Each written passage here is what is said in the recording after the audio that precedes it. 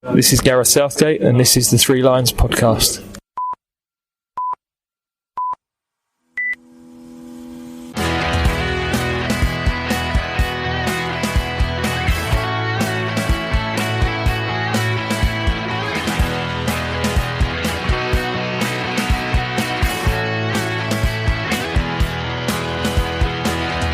Hello and welcome to the Three Lions podcast. My name is Russell Osborne and this is an independent England football supporters podcast.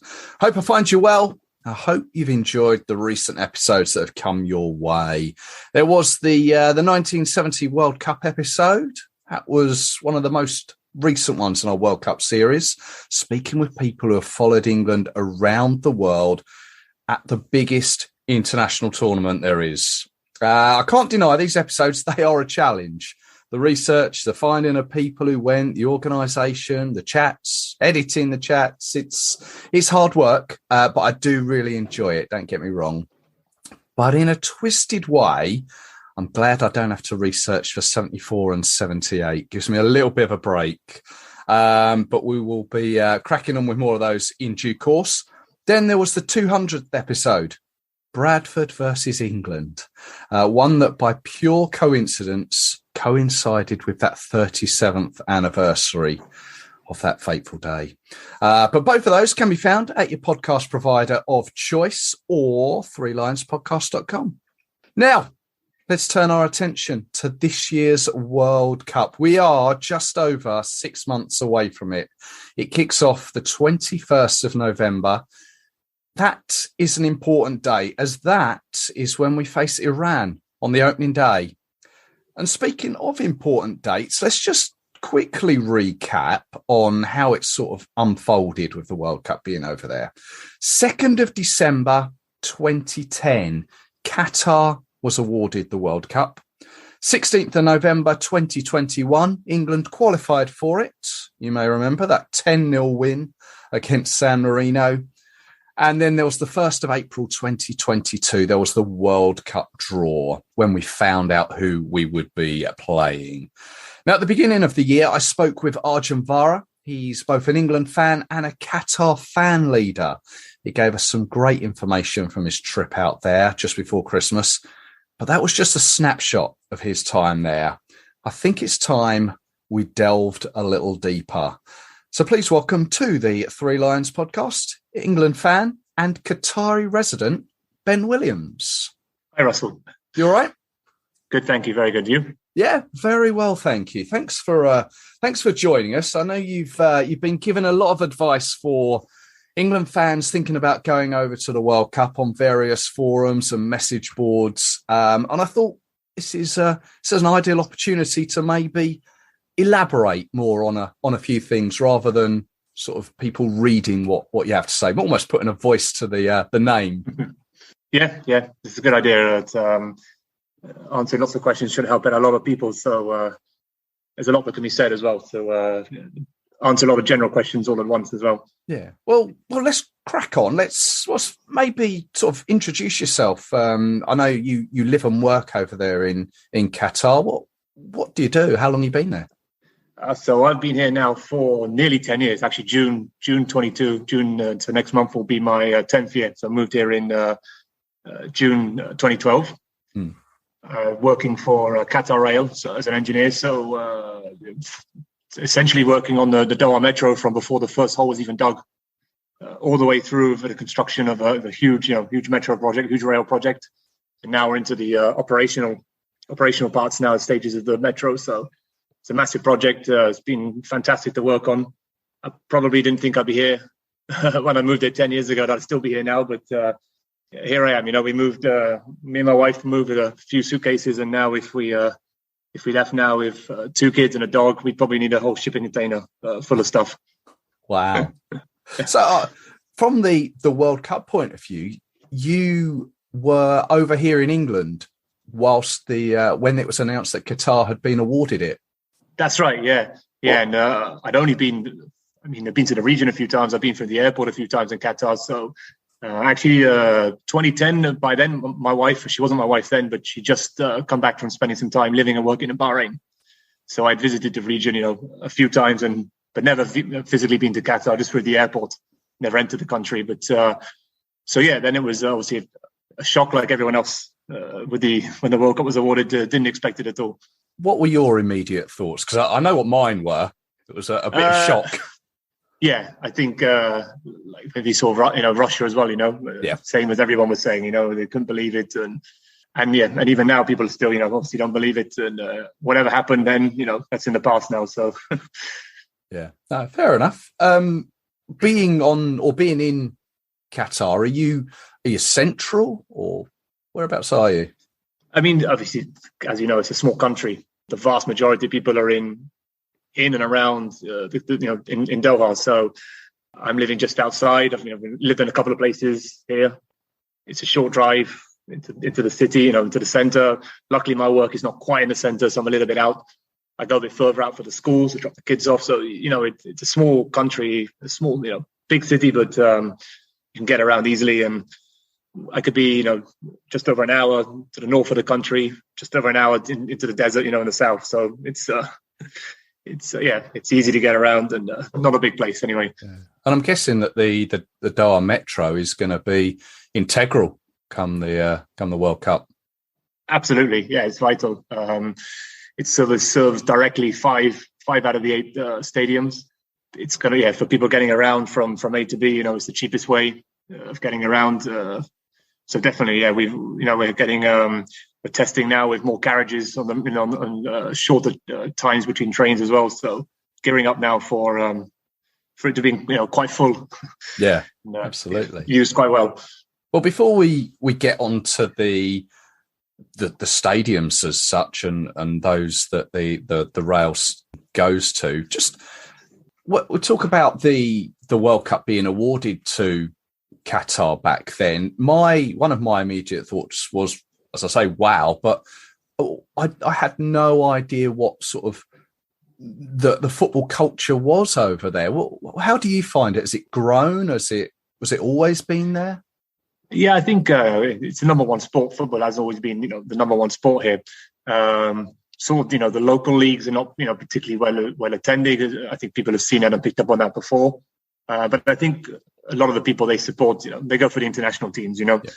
Premier League, La Liga, and obviously more recently PSG, with the Qatari involvement. So you're seeing, locals and everyone wearing shirts of all the top teams, whilst people don't tend to go so much for the local sides, it's still a popular, it's still the number one sport. You go anywhere to a local cafe on a Champions League night or a Premier League day, and it's full of people watching.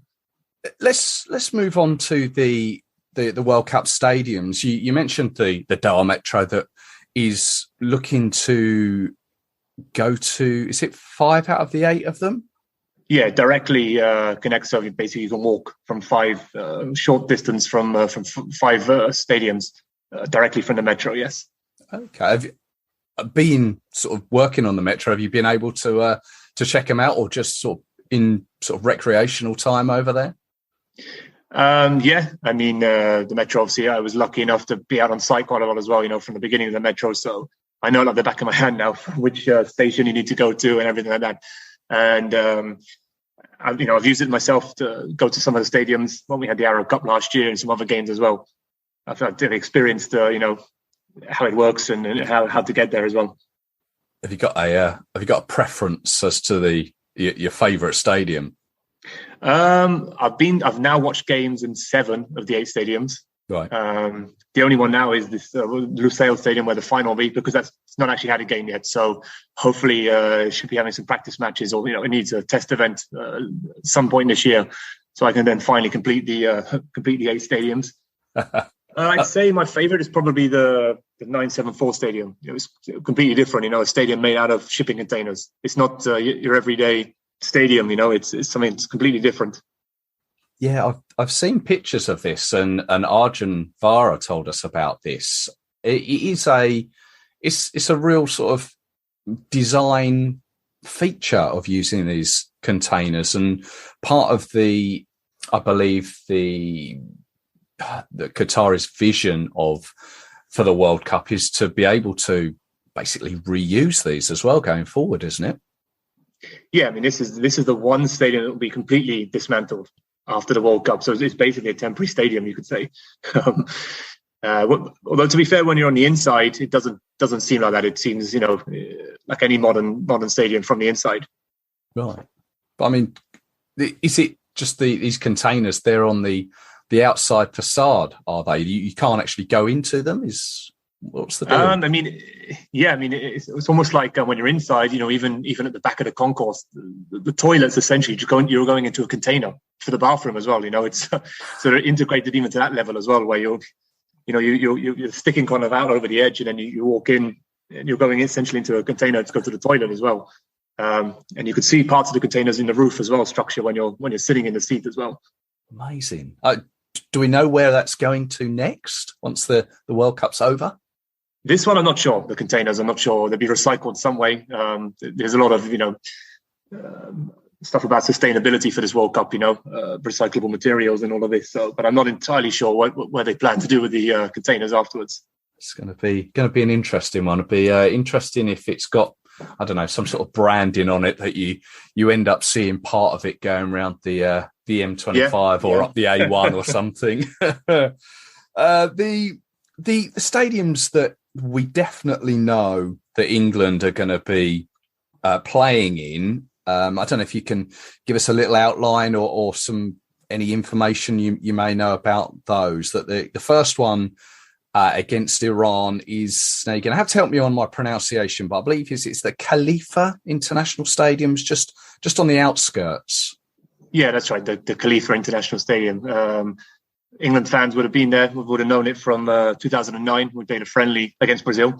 It's had a redevelopment since then, so it's not quite the same. It's had quite a bit of work done. It was closed for a few years for an extensive redevelopment work on it. It's the only existing stadium that is being used in the World Cup. Of all the other 7 are brand new.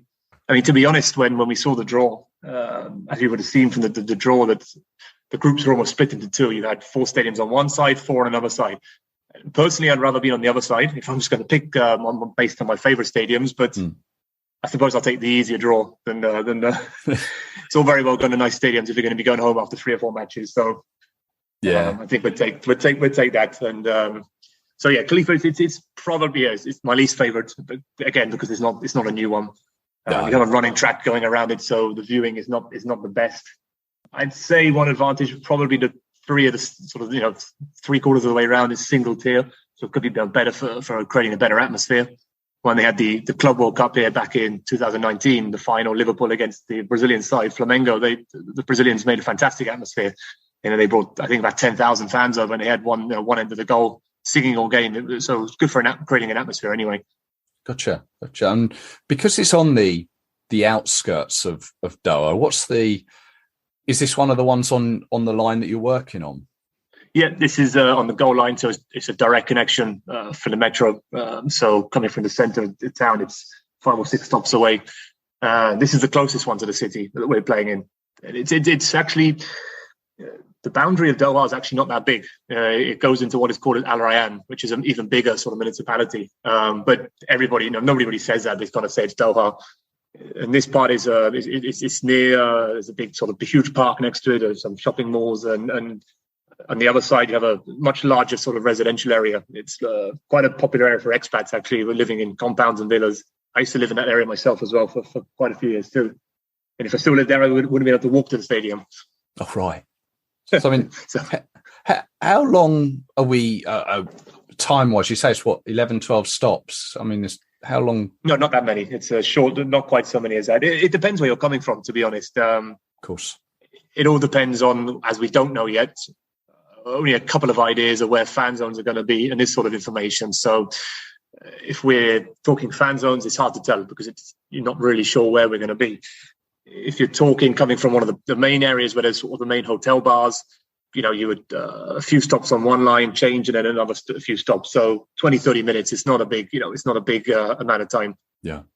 Well, let's move on to the next game, which we definitely know the opposition again will be the Americans on the 25th of November.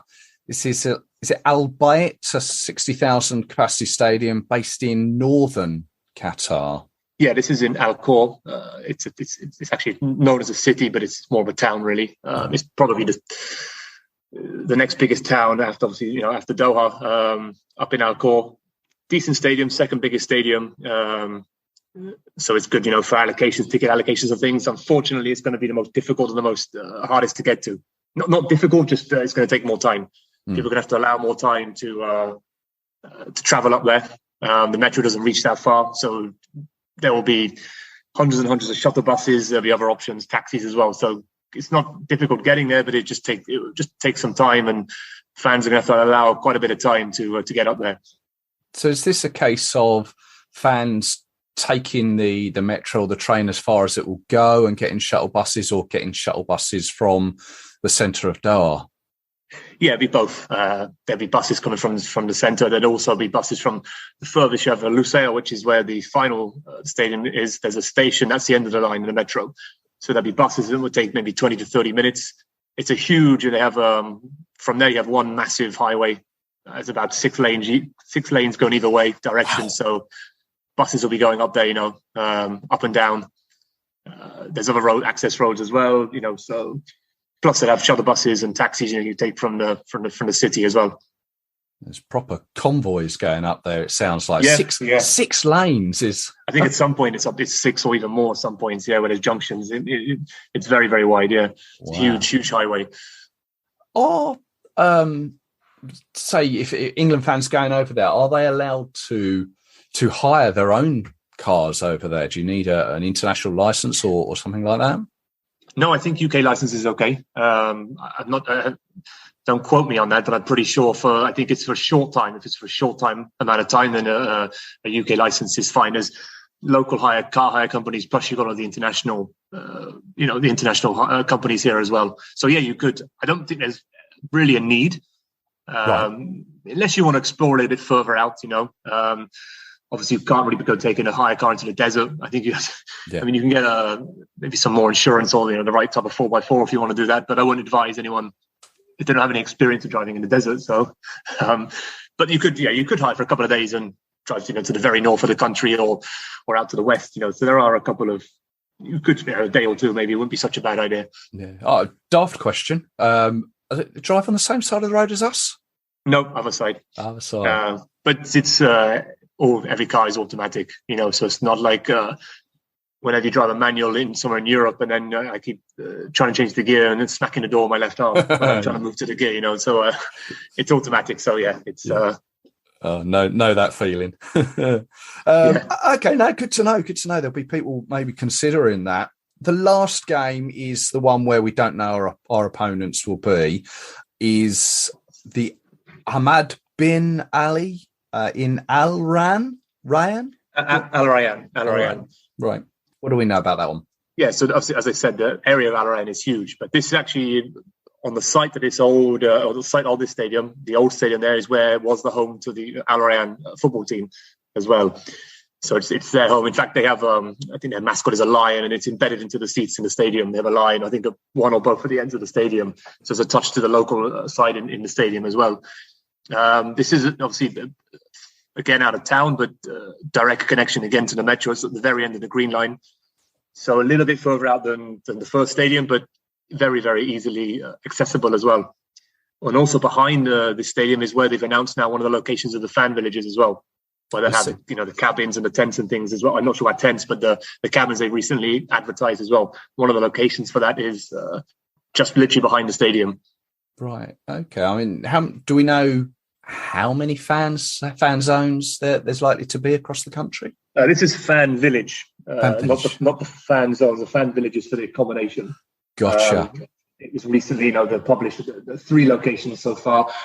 Maybe there'll be some camping options as well for tents, but there's 3 locations. But one of them is right next to this stadium. I see. Gotcha. I mean, locally, you've mentioned obviously when Champions League matches are being played, the cafes and that are crowded with people watching on the screens. But as this tournament gets closer, what are feelings of people you work with, friends, with the World Cup coming up? It's got to be some sort of excitement, I'm sure.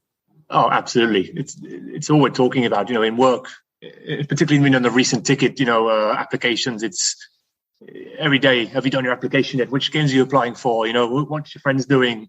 How many are you applying for? It's non-stop, it's what everyone's talking about. And that's the beauty of this World Cup, where you can apply for so many games and you can go to many games, Everyone's very excited. Some people have got, some tickets in the first sale. Some have got lucky and ended up getting tickets to some of the big teams.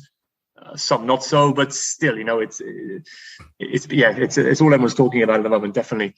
It's going to be no one to run the metro then if you've all got tickets. Luckily, it's driverless, the trains at least, so they don't have to worry about any driver strikes like the underground, the London Underground. So yeah, that whole region as well. It's already represented, obviously, with Iran and Saudi Arabia, obviously host Qatar, and there's the possibility of the United Arab Emirates being part of it as well. So that whole area is going to be really well represented at the tournament. Yeah, absolutely. Again, I don't know when the Saudis or the Emiratis how into their football will they travel. I assume the Saudis can just drive over a lot of them, so I think they will be quite well supported. Yeah, I tell you, the team that I'm going to think is going to be the most well supported, with fans living already in Qatar. I'm going to put my money on Tunisia for being the most well supported team, based on how well supported they were in the Arab Cup as well. Just they had huge support. A lot of expats or Tunisian expats there. Yeah, most of them, I think majority of them are already here, for the Arab Cup, and they were filling stadiums, for their matches. Incredibly well supported. It's a shame in the sense that Egypt didn't qualify, because they'd be probably equally as well supported as well. So in terms of people already in Qatar, they're going to be Tunisia are going to be a very well supported team. That's interesting. Certainly wasn't going to be a scenario I thought of. I remember it was obviously England played Tunisia, not just the last World Cup, but 98 as well. And obviously with being in Marseille in France, so close to Tunisia, I seem to remember there were a lot of Tunisians there as well. So yes, sure they like their football. It's going to be interesting, that one. Yeah, they had. I remember the semi-final of the Arab Cup. They played Egypt, and I remember from in the build-up in the afternoon, looking from my office in work, the 10th floor, looking down, and the cars and the flags waving out, the Tunisian flags, and people walking to the metro stations, and they were stopping the cars at the traffic lights, getting out and singing.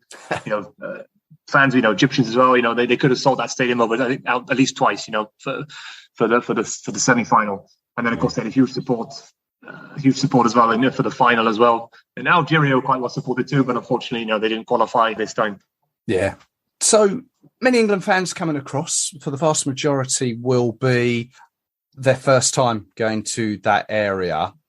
Visas are going to be an important part, or the fan ID, or is it the Haya card? Haya card, yeah. It means welcome. I think it means welcome in Arabic. It's the sense that's kind of the translation. How are these easy to come by? What's the deal with these? Yeah, so normally, see, this is different. And normally, if you're coming from the UK with a passport to Qatar, you don't need a visa. You just arrive and that's it. It's a visa on arrival, no charge. Of course, they're using it now because there are people coming from parts of the world where you would require a visa. So this essentially replaces the visa. I think it's a bit like Russia, right? There was a similar thing for Russia with the fan ID, right? That's right. It also acted as the visa as well for travelers as well. So it's a very similar thing. And people coming from countries where they would normally require a visa, it's all sorted with a hire card. This is a bit different in that as of now, at the moment, to get that hire card, you need a ticket for at least one ticket for a match and accommodation as well. Once you have those two, you get the references, and then you can go online.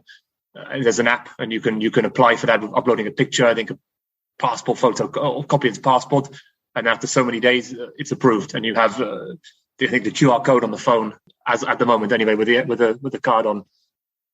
I remember Arjun telling us about this. He found it at the time to be quite time consuming and a little bit awkward. As a resident there, I'm assuming do you not need one, or have you had to do it yourself?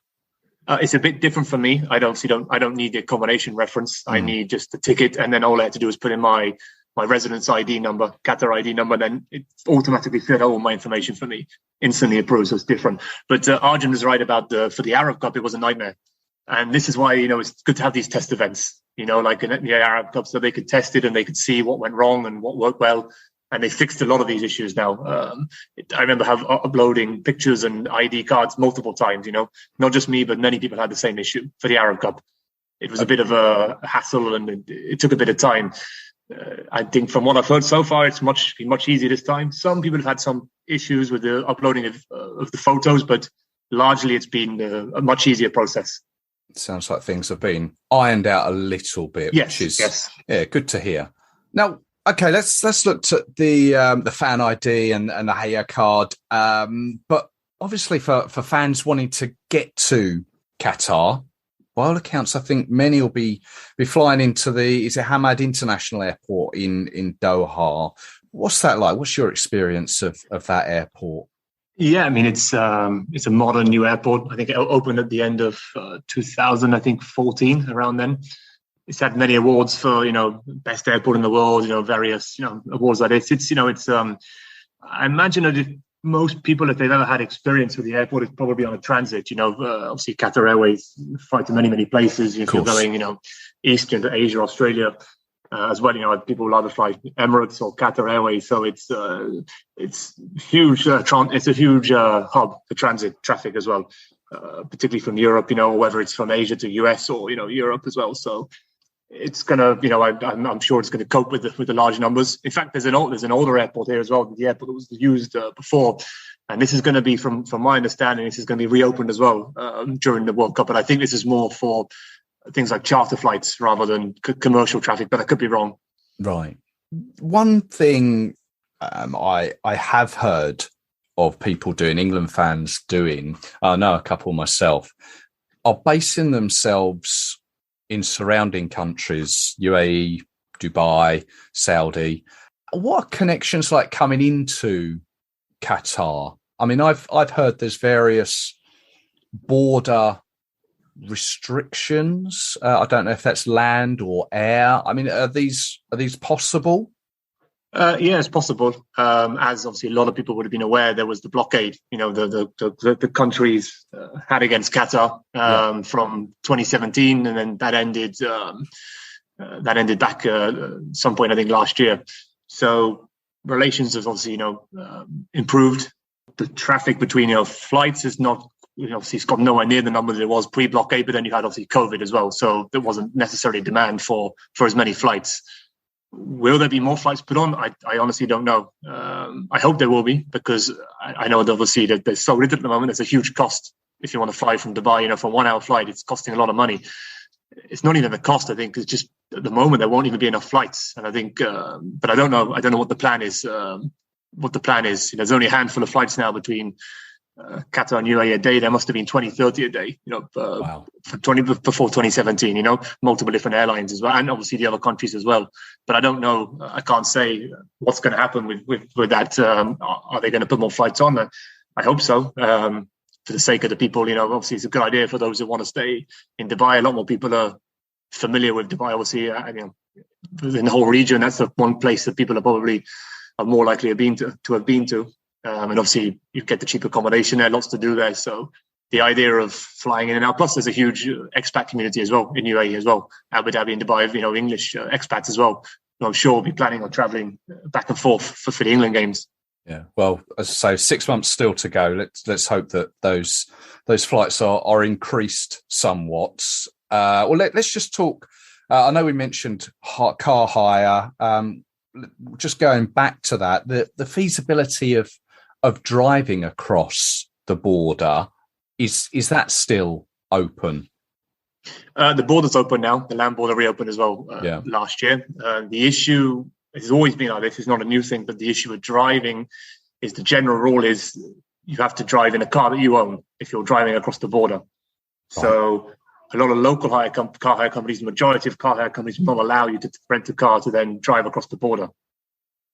Some people say that some of the international companies do it, and you have to get, some sort of letter of a no objection letter from the company that which you can then produce at the border. But honestly, I don't know. I really don't know if how easy it will be if you want to say, drive yourself. And I know that obviously some people have planned this, want to do this. I know there's a guy on the Facebook group who's even planning getting buses from Dubai.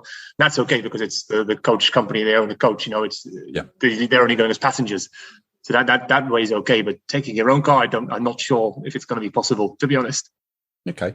Well, trains, planes, automobiles. The last one is boats and ferries. There's been talk I've read previously of a ferry crossing, but I heard that was no more. Is that a possibility? Probably not. Like you said, it was something. In fact, this goes back to before the blockade again. And I think it was even announced that they were going to start in 2017 a ferry service between Bahrain and Qatar. And then obviously a few months later, everything got shut down and they not even restarted flights to Bahrain yet. So that seems to be the one country they don't get on the least with, I suppose, Bahrain at the moment. So I think we can say goodbye to any potential ferries or boats going between the countries. Fair enough. Always good to know for those that are maybe it has crossed their mind. Now, by the time this podcast is out, the ticket registration will be closed to England supporters, I'm led to believe. Well, I think we'll probably be waiting for confirmation of what people have applied for. But with the ticket, and as you mentioned earlier, with the ticket comes the accommodation. Now, I believe this is one of the major fears, maybe anxieties that England fans are having is the situation with accommodation, which I believe is being overseen by the Supreme Committee.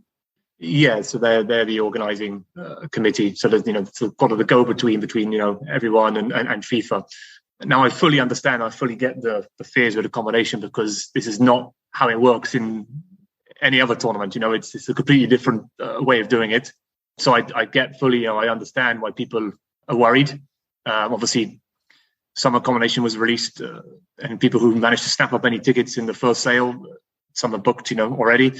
Others who are waiting to get their tickets, obviously through the England fans membership, are worried that the accommodation will be gone. I don't think that's the case. I think it's being released in batches, and I think I still strongly believe that the reason they are doing this, they are only giving accommodation to ticket holders, is to make sure that all the ticket holders can get some accommodation. I think if it was a free for all, I think we'd see a lot more complaints. Even for the teams that haven't qualified, there'd be people from Scotland, from Wales, even Ukraine booking up accommodation, and then once their team doesn't qualify, only then giving it back. Right. So I can see, the logic behind it as well. Yeah, I understand it. I think it is just as you say. It's one of these things that hasn't been done, or England fans aren't used to it being like this. Yeah, it's the fear of the unknown. But there's talk of obviously hotels, Airbnb, cruise ships. I mean, I've got this vision of loads of these massive cruise ships just lining the harbour, and supporters of every country going up the gangway into these cruise ships. Is that what it's going to be like? Yeah, I mean, the cruise ships, people have booked, England fans as well have already booked, some of them already booked cruise ships, the rooms as well on the cruise ships. I think there's one's more of a 5-star, I think one's more of a 4-star, but they're full of facilities, bars and everything as well. So it will be, like you said, walking up and down the gangways into the port and into the city and then back again at the end of the day. So these are going to be very, very, very popular. I'm hoping that they didn't pull the rooms up for sale originally. I like to think they didn't. They've held some back. We'll see, I guess, with the next ticket sale and what becomes available then. And I think, the idea is, it's all being kept under this one sort of platform accommodation site to regulate prices. Now, I have seen some screenshots that people have posted from Airbnb, people trying to rip, people off. They can't control the prices on Airbnb. And even Airbnb, it's probably a tenant living in a rented apartment. His landlord doesn't even know about it. So it's not even legal. So the reason they're doing it... So the reason they're doing it on this one platform is to keep everything under control as well and regulate the prices and make sure nobody goes well over the top and over, above the price caps that they set. The other accommodation option I'm seeing is that of these fan villages in the desert, and one that you mentioned was out by one of the stadiums, I believe. Yeah, you've got at the moment they I think published recently 3 sites so far. These are kind of like cabins almost. Rather than camping. The 3 of them are all just outside the city, but so not in the desert, but an easy access. I think 2 of them have direct within walking distance to the metro. The third one is, I think, nearer to Lusail, so not to the metro, but you have your short taxi ride for the main nightlife as well. So, but they do say on the site that there'll be camping options coming as well. So I'm eager to see where they will be as well. I mean, I've had a few ideas or been told a few places where they'll be, but I don't know. We'll have to wait and see. Yeah, and these facilities, they're all going to have adequate facilities to put your head down and shower and etc. It's not just going to be a put me up and. No, the fan villages, of course, it's going to be everyone's going to be catered for. Facilities, I think they have lots of food options there as well. Stores to buy food and this sort of it, and I mean to say entertainment. Whether there's bars in these, I don't know. That's one thing I'm not too sure yet. I'm not. There could be as well, even places to get drink there as well. So these could be it could be a good option as well.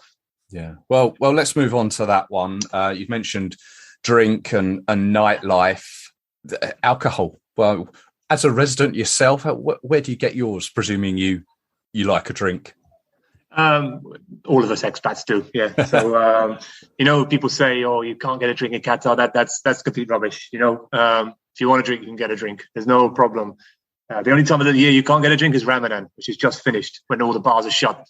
But today is the first day of the Eid holidays, and from midday everything was open again. So I could have gone straight out for a drink again. Business as usual. You want to get open again for the business as usual, exactly. Yeah. As a resident, we have there's an alcohol shop we have a license for and a permit for, so we go there with our license and we can buy all the drinks we want, drink and pork as well. We can buy that and bring to our homes. So whatever a huge selection of drink there that we can go and get. Then we can obviously, if we go to parties, etc., we have something or friends coming over.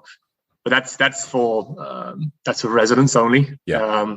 I can't see that it's not going to change for visitors, in which case there'll be obviously all the officially, the licensed establishments for people to go and get a drink. Normally, obviously, at the moment, it's hotels. It must be how many hotels? I'm not sure how many licensed, but there's a lot now. More and more, obviously, been opening over the last couple of years. And within those hotels, you're not just talking one bar; you're talking multiple restaurants, sports bars, nightclubs, even all within the hotels. So you can have a night out in a hotel as well, basically, from 3-4 different venues. Right. And the general cost of a beer or a short with a mixer, what are we looking at? I mean, you have to be clever. Right. I'm convinced that you can come to Qatar and go the majority of the tournament if you're looking where to go and finding the right places to go. I'm confident you can go most of the tournament without having to pay the full 10, 11 pounds a pint, 10, 11, 12 pounds a pint. Look out for the deals, for the happy hours. Everywhere has them all the time. And then you're reducing the cost then to maybe £5 for a pint, £5 for a bottle, 6, 7, £8 for a cocktail, wines, spirits as well. So my advice would be to essentially shop around. Everyone has happy hours, you've got the standard happy hours in the evening, say from 5 p.m. to 7 or 8 p.m. Some sort of restaurant/bars open at midday. They have happy hour then until 7, 8 o'clock. Certain days of the week, they'll have happy hour all day. There's one bar in particular, I know that opens it's like kind of like a sports bar, opens at midday, and they have happy hour from midday till 7 p.m. Saturday, they have happy hour all day from midday till, I guess, 1, 2 a.m. Obviously, Saturday here is like a Sunday in the UK, right? With the weekend here being Friday, Saturday. So you're less likely to get as many deals other than a couple of hours of happy hour on say a Thursday night or a Friday. But the rest of the week, there's always, ladies' nights as well for, multiple free drinks for ladies on certain nights and bars as well. So you can go out, ladies can go out here and not have to pay anything, for some nights. So there's deals everywhere, Yeah, I've got these visions of England fans coming out in dresses and skirts, but I can't see that going down too well. I got told off once for having I think we were in with my wife, and they gave me a special cup, and I was walking around with that cup, and I got told off for having a drink in the cup that she passed over to me at the bar. Really? Well, I mean, one of those things that is safe if you're seen drinking where you shouldn't. I mean, what's the sort of trouble you can get into? I mean, first of all, you not get, at the moment, you don't get people walking out out of the bar and then out of the hotel with a drink in their hand. I mean, that sounds like a challenge now, doesn't it, for visitors to come and sneak drinks outside into the street. So it's not something that, yes, it's illegal. You can't walk around with a drink in your hand. But it's not something I've ever seen happen here. So sort of trouble you're going to be. Will they just take it off you? Will you get arrested? I suppose it depends on the behaviour, but keep a drink. Again, this is the World Cup. It's not going to be where England fans can go and get some cans from the local shop and stand in the town square all day drinking. You're going to have to be in the specific locations. You can move about from one to the other. That's fine, but finish your drink and then move about to the next place. Yeah, fair enough. It's someone else's country, and we need to abide by their rules. Other general concerns, I think, which people will be thinking about, obviously COVID, whatever people may think about it. What's the situation over there?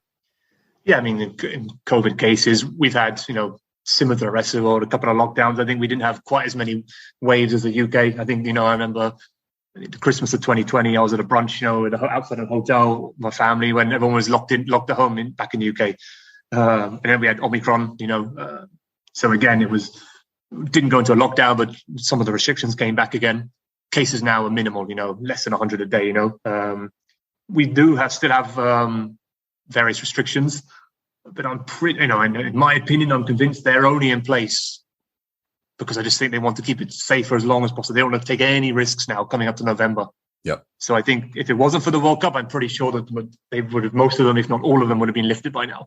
But I have a feeling that we've just come out of Ramadan and Eid as well, where it's a time where people, like at Christmas in the UK, where people are gathering, the whole time, and then, so I have a feeling that they're just being overcautious with some of the rules right now. And I think a lot will change come November.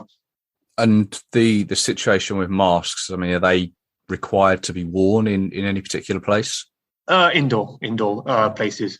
They just kind of recently changed it. So if you're in an open sort of space it's a bit strange. If you're kind of in a shopping mall, you don't have to wear it. But then if you go into a shop in the mall, then you do have to wear it. And they just, recently lifted the rules from the schools as well. The kids don't have to wear it anymore. So it's outdoors is fine. No masks required. Currently indoors. But again, I think a lot of this will change come November. Yeah, obviously, as I say, we are 6 months ahead, or to go, I beg your pardon, at this moment in time. We've done alcohol, food. What's the deal with food over there? What do you like? Food, you can get everything, absolutely everything. Everything is covered. Oh, of course, you can't have pork when you're out, but other than that, you can get. So you're not going to get your bacon sandwich in the morning, I'm afraid, but or your full English. Everything is available. All cuisines from all around the world and every range of price. You go to the side streets, you can pick up cheap takeaways. Curry for £5. Chicken shawarma sandwich, which is like a shawarma is kind of, I guess, the equivalent of what we have a kebab. Oh yeah. A couple of quid for one of those. All the way into the 5-star hotels where they have the big branded restaurants worldwide. World-renowned restaurants where you can go and spend hundreds of pounds on a meal. So you've got the range from cheap food out to higher level. And I know that some people are asking about the cruise ships. They had a half board, I think, or full board deal with food, and it's quite a lot of extra money. And I said to people, look, you can spend a fraction of that eating out around the city. If it's not going to cost that much of food. It's one of the cheap one. It is one of the cheap things here. Eating out. So and you can get pretty much everything you want. McDonald's, are they over there? I know a few England fans are partial to a McDonald's. Yeah. All the international McDonald's and Nando's. I can have all of this delivered right to my doorstep right now if I want to do as well. So all the usual suspects are there. Gotcha. All the usual suspects, and even there's I'd advise there's a couple of apps you can get as well. There's one called Talabat. It's think Uber Eats. Deliveroo is sort of similar thing. And everything is on there. Again, from the cheap to the 5-star hotels. So if you are in, say, an apartment and you just want to order an Indian curry or McDonald's or Nando's or whatever you want, you can have it delivered to you can install the app once you put your area in, so it knows, what places to deliver to you. Yeah. Also, the groceries as well and all that sort of stuff you can get as well. So if you have, an apartment a fridge, even or even a small kitchen. You can order things on that without having to leave your place as well. Oh. There's also another app called The Entertainer, which is basically a bunch of buy one get one free vouchers. And normally you pay for it for the whole year, but quite often towards the end of the year they discount it. Obviously, if somebody's coming for only a few weeks, but if you're in, say, a group of you, it's worth getting this app as well. You can take it out to many restaurants, and some of them have 3 vouchers on there. So if there's a group of 4 of you, you get 4 main meals. You can get 2 of them for free by using this voucher. Similar for even some of the Friday brunches, which or you can eat drink as well. They have even some of these on there as well, so you can get some big savings on this as well. Plus, I think they have other activities on there as well. Desert safaris, pool and beach passes at hotels you can use. So this is also another good thing as well to have for people. If you're in a group, one of you can pay for it. You split the cost. One of you install the app. Just to save yourself a bit of money. Absolutely. Good to know that one. You mentioned something there, desert safari. Things away from the football, things for people to do, I think, is another thought of going through their mind. What is there to do in Qatar that will entertain supporters? Yeah, I think first of all, obviously, there are things to do. It's not going to be everyone's cup of tea. People like to do different things. There's the cultural side of things. I know that people aren't really going to be that interested in museums necessarily, but there are some interesting ones anyway. Even the National Museum of Qatar, even just from the outside, this one, the spaceship, look it has from the outside. And actually, right next to the Khalifa Stadium, they're just looking at a sport museum, which I've heard some really good things about. I've not been myself yet, but it's a museum that has lots of artifacts from the sporting world. So this looks some activity and interactive things as well. A friend sent me a video of him trying to score against a robot goalkeeper, which is apparently almost impossible. But so there's the sort of cultural stuff, the souks as well for the more traditional Arab, Middle East culture as well. I would say, you've got into the desert. There are trips into the desert. You can take the safari trips, in 4x4s up and down the sand dunes, desert camping, barbecues and things like that. Water sports as well. There are public beaches as well. You can go and take part in various water sports. So there are things to do. Even I know people don't want to go to shopping malls, but even in some of the malls, it's not just about shops. There's full on entertainment in there. Basically, theme parks inside some of the shopping malls as well. So it's wow. You're not just going for the clothes shopping. I know nobody wants to do that. You mentioned souks there. I mean, I've been to a few souks in my time, be it sort of Tunisia area and that sort of part of the world. Is it a haggling culture over there? In the souk, yeah. But I would say it's not in the sense that you have a bit, in where it is maybe in the likes of Tunisia or Morocco. But it is you would, if you're buying something from the shop there, then, normally if you're buying a few items, some souvenirs or gifts, there'll be a price on there. But yeah, you can normally get a bit of a better price. Yeah. Love a bit of haggling, me. Phones, and you said about putting these apps on your phone to order food from. Are UK phones or SIM cards going to be accepted over there, and the whole roaming side of things? Is that going to be straightforward? Yeah, I mean, it works. I don't know about people who have with their roaming and everything like that. I've had people coming here and visitors, and they've used everywhere has Wi-Fi as well. It's not like the UK where you get a lot of in the countryside, other parts where you have Wi-Fi dropping out is pretty much it's all here. The Wi-Fi coverage is pretty much across the entire country. Free Wi-Fi if you're out and about, in certain places as well, and obviously all the accommodation will have it too. So you shouldn't need to rely too much on your mobile data. I know that right now we have one of the apps, the Ethraz app, which people use, need to go into places. Whether or not that app will be still in place in November, I have a feeling it probably won't be, but you never know. But I also think that with that app, I think one of the issues they had with COVID started was people complaining it was taking up their internet. So I think with the local telecom providers, they were actually making it free. They were not charging people to use the internet to use this app. Right. Recent tournaments have been match tickets have been done via apps. Is that your understanding of how this one will be? Yeah. They had an app for the Arab Cup, which I guess was another test event. You had the app, the barcode was on, the QR code. It didn't even show up until you got to the perimeter of the stadium as well. You used the Bluetooth to know you were near the stadium. So you couldn't even see your ticket. You had one, but you couldn't even see the QR code or the barcode for it until you got to the perimeter of the stadium. Oh, wow. So that, I can imagine some people getting a little bit apprehensive about that. Not obviously we'll like to go to a game knowing your ticket's in your pocket. Yeah. But this not knowing you've paid for it, but you've got nothing to show for it until you get to this sort of cordon perimeter of it.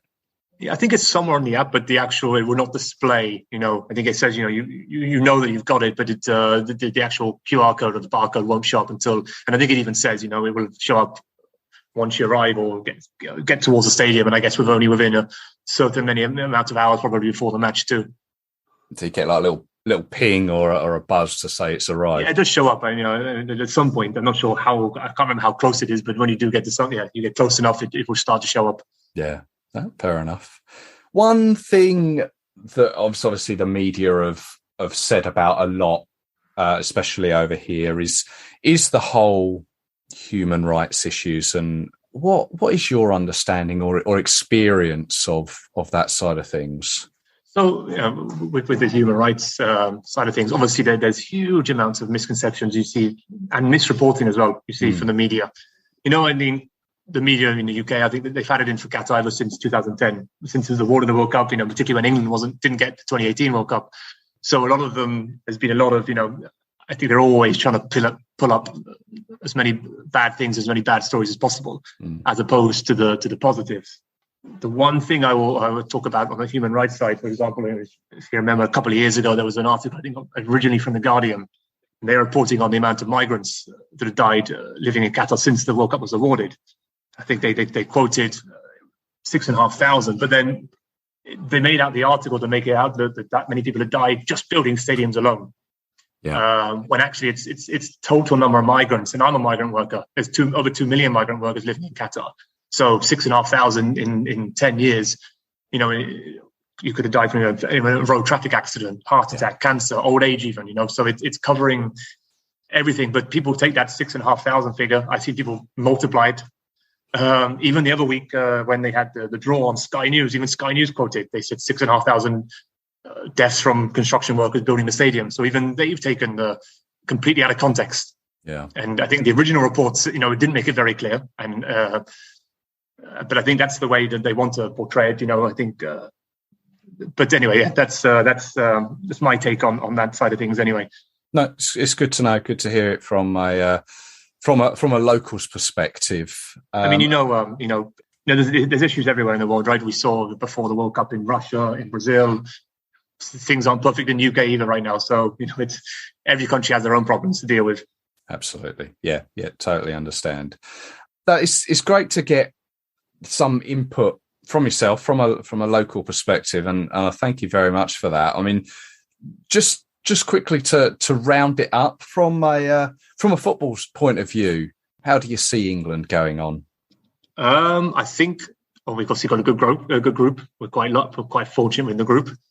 Assuming we win the group and the other teams as expected win the group, then I think is it potentially France in the quarterfinal. I think that's the point where I start to get worried. I think. Yeah. Where that could potentially be the stumbling block for us, but you never know. You never know. You get past them, and then who knows? I think we could, go all the way, but I really hope we do. If I've waited long enough for the World Cup to be here, it's like a home tournament for me. So let's hope so. The more matches, the better. Yeah. Well, you say a home tournament, it will be for stating the obvious here for Qatar. Can they cause a few upsets? I think with the Qatar team, from my honest opinion, I think they peaked a couple of years ago. When they won I think it was 2019 when they won the Asian Cup. Right.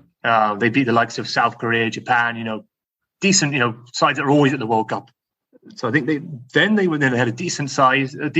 I think they haven't performed quite so well. I mean, they did get to the semi-final of the Arab Cup. They narrowly lost to Algeria in the semi-final of the Arab Cup.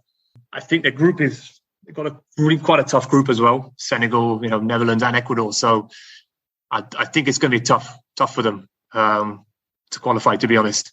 Yeah, fair enough. It's one of those things they always say is the tournament's always good the longer the hosts last in it. But as you say, they do have a tough group to get out of. But we shall see.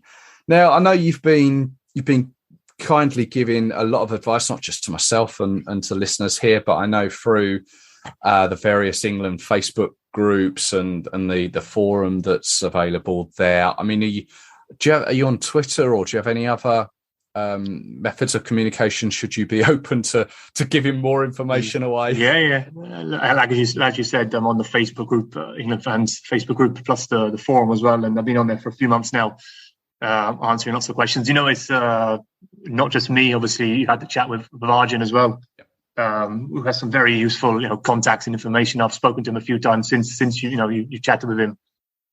We've almost helped each other out a couple of times. He's had some questions for me and vice versa as well.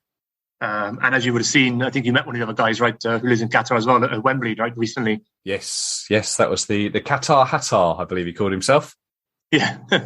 So Bob. So I've spoken to him a few times as well. And a couple of other guys messaging me living here as well. So there's a few of us actually, members living in Qatar. So yeah, I'm on those two platforms. I'm more of a reader of Twitter than a writer. Instagram, I'm quite active on. My username is expat_Ben for both my Instagram and Twitter. So I'm on there as well.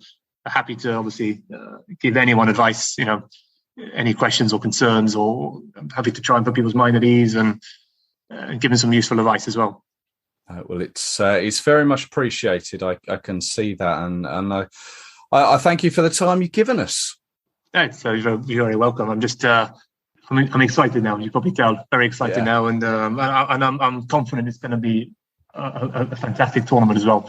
It's going to put a lot of people, who are doubting it. I think it's going to be really good. Let's hope so, and let's hope that England can top it off with a win. But we've, as I say, we've got 6 months to wait for hopefully that. But no, once again, thank you very much for your time, Ben, and maybe we can touch base again, maybe nearer the time. Yeah, absolutely. I'm very happy to help out. Maybe later in the year, everyone's got their accommodation sorted and finalising a few things about where they want to go have a drink. Then I can help out again.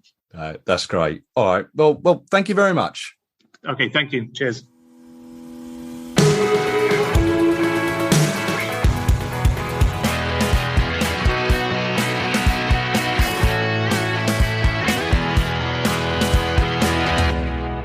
Many thanks to Ben there for his time. As he said, you can find him on social media, and hopefully, in due course, we can have another chat with him as the World Cup approaches. Now, I hope this has been of help and maybe alleviated some fears that you may have about going to Qatar. Thank you as always for listening. Don't forget all previous episodes, including that one I had with Arjun Vara. Well, that can be found at threelionspodcast.com or your podcast provider of choice. That one with Arjun is number 182. Right, I won't take up any more of your time, but I will just say thank you very much for listening. Don't forget you can find us on all the social media channels. But until the next time, take care. Look after yourselves. Cheers.